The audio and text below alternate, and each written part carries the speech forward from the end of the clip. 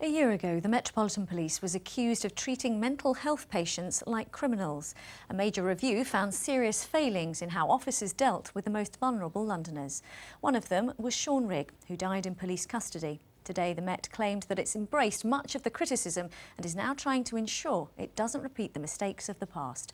Our Home Affairs correspondent, Guy Smith, has this report. Jane Wood is a mental health social worker based in a police custody suite in Wood Green. Her main job, to assess whether a suspect is too ill to be locked up.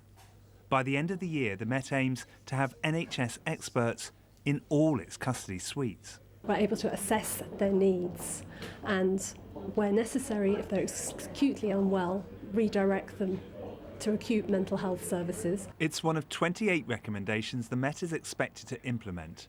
The report last year was prompted by the case of Sean Rigg, who suffered from schizophrenia. He died after police used an unsuitable level of force when restraining him at Brixton Police Station. There needs to be sustained learning on the ground. Officers really need to recognise mental illness as soon as they come into contact with somebody that is vulnerable. This report was highly critical of the Met. It found that frontline officers were ill-equipped to deal with people with mental health issues, and rather than getting them the help and support they really needed, they often ended up in a cell like this.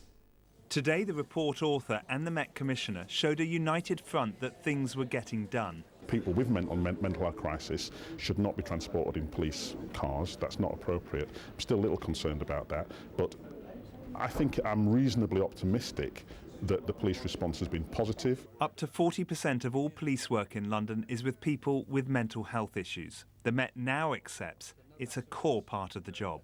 Has the Met failed people with mental health issues for far too long?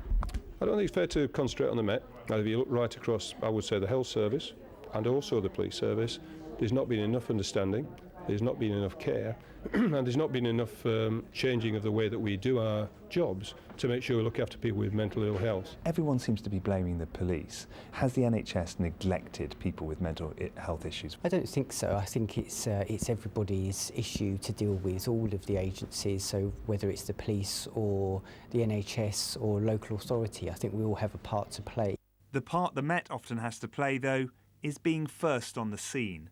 And that's why 30,000 officers are to receive training on how to spot those who are mentally ill and how to respond more appropriately. Guy Smith, BBC London News. Do stay with us. Still to come tonight.